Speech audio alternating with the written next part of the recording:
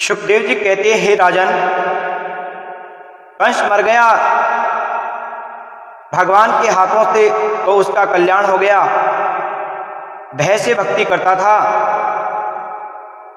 कंस के कहते हैं 8 भाई थे, उनको भी भगवान ने मारा, उनके सभी सैनिकों को मारा। कंस की 2 पत्नियां अस्थि व प्राप्ति वह पति के मरने पर रोती हैं। भगवान श्याम सुंदर ने अपनी मामियों को समझाया। कवि ने कहा है कि मरे बैल गड़ियार, मरे वो अड़ियल टट्टू, मरे करक्षा नार, मरे वो कसम निकट्टू। पुत्र वही मर जाए जो कुल के दाग लगावे, मित्र वही मर जाए जो वक्त पे काम ना आवे। ब्राह्मण वही मर जाए जो मदिरा के हाथ लगावे, क्षत्रिय वही मर जाए जो हाथ जोड़ धन खावे। बेन्याय राजा मरे, इतने मरे मत रोइए, बेताल कै सुन विक्रमा, पैर पसारे सोइए। वसुदेव जी वह देवकी की मैया को कारागृह से मुक्त करते हैं भगवान। अग्रसेन महाराज को राजगद्दी पर बैठाया गया। कंस की अंत्येष्टि क्रिया किए हैं। महाराज अग्रसेन बड़े प्रेम से मथुरा में रहते हैं। प्रिय बंधुओं, भगवान कहे, हे पिताजी, हे मैया, आपको हमारे कारण बहुत कष्ट उठाने पड़े, हमें क्षमा दान दे दो। उन्हें स्नान आदि कराया, अच्छे अच्छे वस्त्र उन्हें पहनाते हैं। राजमहल में आ जाए, अग्रसेन महाराज बड़े प्रेम से राज करते हैं। भगवान उनकी देख रेख में लगे हैं। जब काफी दिन बीते तो कन्हैया ने नंद बाबा से कहा, कन्हैया से नंद बाबा ने कहा, लल्ला ओ कन्हैया। कहे, हाँ बाबा। कन्हैया चलो वृंदावन चलते हैं। भगवान ने कहा, पिताजी हम जानते हैं मेरी मैया मेरे बिना रह नहीं सकती। मेरी गैया ग्वाले गोपियां ब्रजवासी मुझे बड़ा प्रेम करते हैं। आप ही चले जाइए, हम कुछ दिन मथुरा में रहना चाहते हैं। हम दोनों भाई आ जाएंगे, आप चले जाइए पिताजी। इतना सुना तो नंद बाबा की आंखों में जल भर आया। प्रिय बंधु, कहे, कन्हैया मुझे पता है कि क्या कह रहा है तू, तुझे पता है इस बात को सुनकर के तेरी यशोदा मैया पर क्या बीतेगी। जो मैया तेरे बिना एक क्षण भी रहना नहीं चाहती, एक पल भी रहना नहीं चाहती, तो बहाना बना करके आया है कि मैं परसों आ जाऊंगा। अगर तेरी मैया सुनेगी तो बहुत रोएगी। कन्हैया तुम चलो हमारे साथ।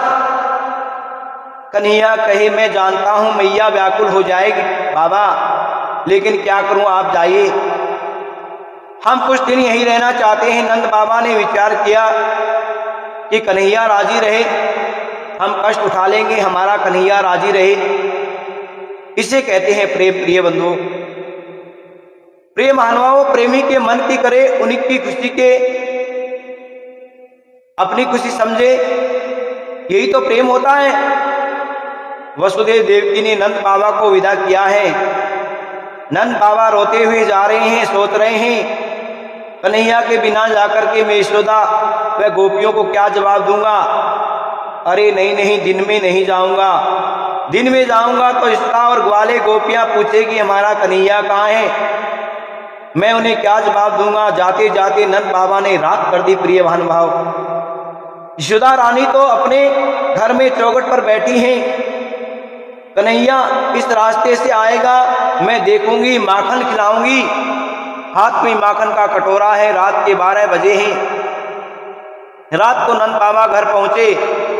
जैसे ही दरवाजा खटखटाया, यशोदा मैया दौड़ी दौड़ी आई, मेरा कन्हैया आ गया, मेरा कन्हैया आ गया। दरवाजा खोलकर देखा तो नंद बाबा अकेले खड़े हैं। नंद बाबा को देखे, अरे महर तुम अकेले हैं कि अच्छा, मेरा कन्हैया कहीं दूर खेलता हुआ रह गया होगा।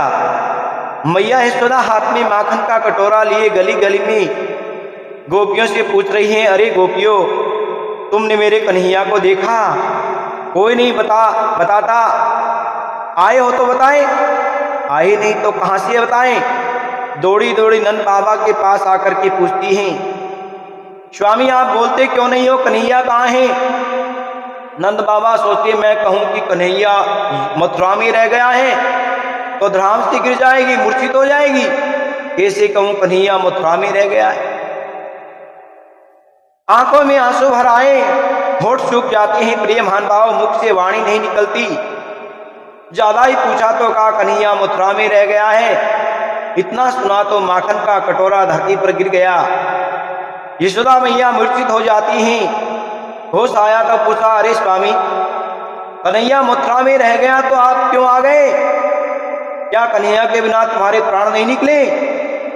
यशोदा को नंद बाबा ने कहा कि प्राण तो कब के निकल जाते, लेकिन कन्हैया ने आने की कही है, वो आएगा, दर्शन की लालसा से प्राण रुके हुए हैं। अब यशोदा मैया कुछ भी नहीं कहती, ना आंखों में नींद ना भूख प्यास है।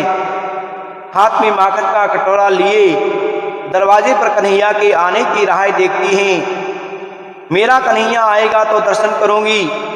ये तो यशोदा मैया की हालत है।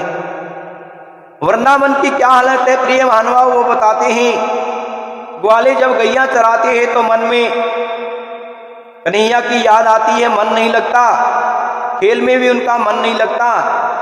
कन्हैया की याद आती है तो खूब रोते हैं, एक कोने में बैठ करके फूट फूट करके रोते हैं। अरे वो श्याम सुंदर बंसी बजैया कहाँ चला गया। ग्वाले गैया मोर ब्रज की लता पता रोती है प्रिय महानुभाव। बंसी बजैया कहाँ चला गया। कहे जब कन्हैया बंसी बजाते थे तो मोर नाचने लगते थे। आज किसकी आवाज पर नाचे, आज बंसी सुनाने वाला नहीं। गैया मोर गोपियां सका मैया फूट फूट कर रोते हैं। ब्रज की लता पता बाबा भी रोते हैं। बाबा को याद आती है कि मैं छोटे से कन्हैया को कंधे पर बैठा करके गोकुल की गलियों में घुमाता था। झाड़ू लगाती गोपियों कन्हैया को याद आती है तो आंखों में आंसू झरझर बहने लगते हैं। राहें देखती हैं कन्हैया की। कन्हैया परसों की कहकर गए थे, लेकिन वर्षों बीत जाते हैं, आए नहीं, अभी तक कन्हैया नहीं आए। इस प्रकार गोपियां कन्हैया को याद करके रोती हैं। कह रही है यमुना के तट पर बंसी बजा जा, गैया चरा जा, कहीं निकल न जाए प्राण, आके दर्श तो दिखा दा।